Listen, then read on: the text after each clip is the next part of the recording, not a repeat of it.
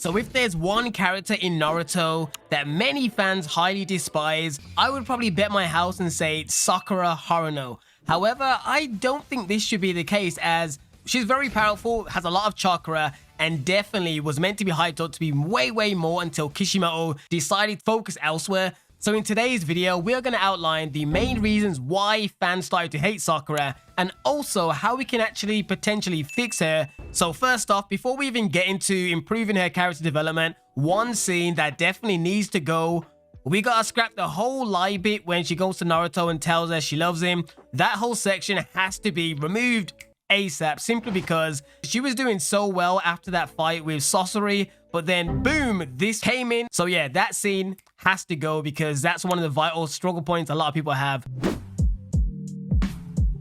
In regards to Sakura as a whole, vital character development is needed. But with that being said, I would actually keep Sakura the exact same in part 1 of the series.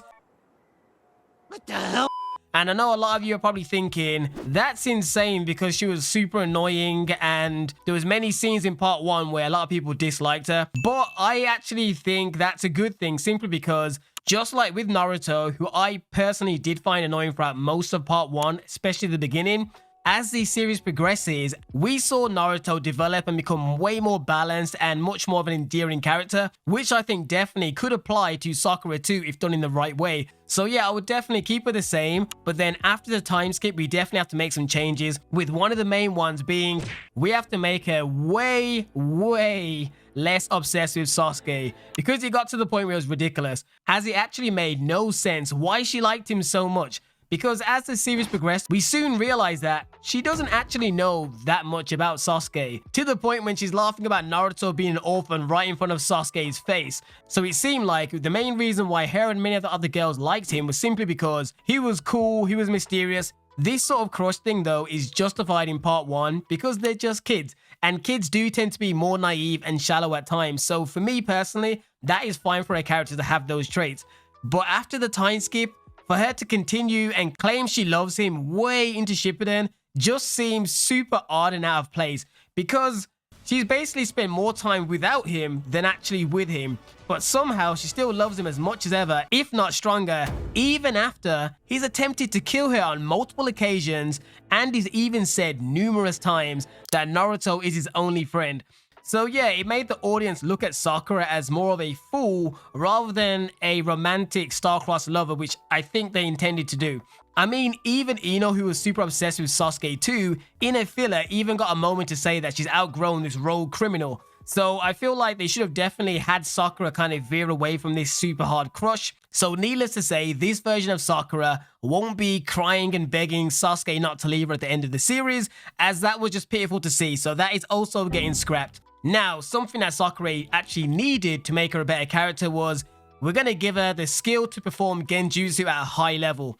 I'm not going to say she's going to be Itachi level, but we're going to have her be the specialist in the team, especially as Sasuke is no longer there. So that could have been a key role during Shippuden, as well as being a healer, because they do foreshadow it in part 1, but it's never really followed up. So I would have Kakashi teach her basic level genjutsu, potentially even in part 1, but after the time skip, have it enhanced by Kurenai Sensei. I think that would have been a nice touch, because it would have accomplished two things. One, it would allow her to have a much more unique and active role in the team, and especially in the fight, and also it would have gave more screen time to another female character, Kurenai. Next up, Sakura needs more agency, and by that I mean she needed her own goals and motivations, as in the series we got her one true goal throughout most of it is to bring Sasuke back and to get him to love her, and that is very one-dimensional. And her secondary goal throughout later parts of Shippuden was to catch up to Naruto and Sasuke, which I would say she still never really achieved. But even still, those goals still revolve mainly around the men in her life. I feel like she needed her own singular goal that would have been cool, that kind of overarched it. For example, a quick one I've just made up now would be, instead of making both her parents super like adoring and overbearing, maybe have either the mom or the dad, one of them, not be so proud of her being a shinobi. Then maybe make one of her goals and make that parent super proud, so she keeps pushing herself during Shippuden to get the respect of the Hokage and her family. I think that could have been maybe one of her goals.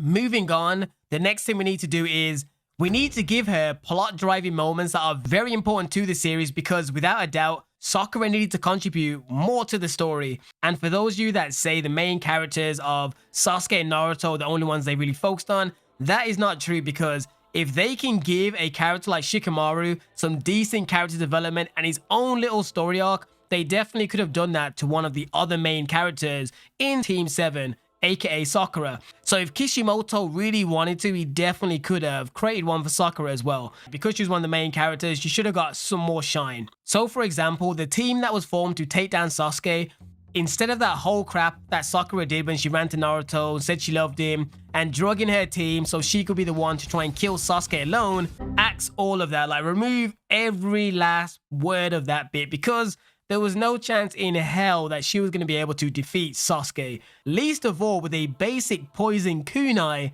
that he was immune to. It was never going to happen.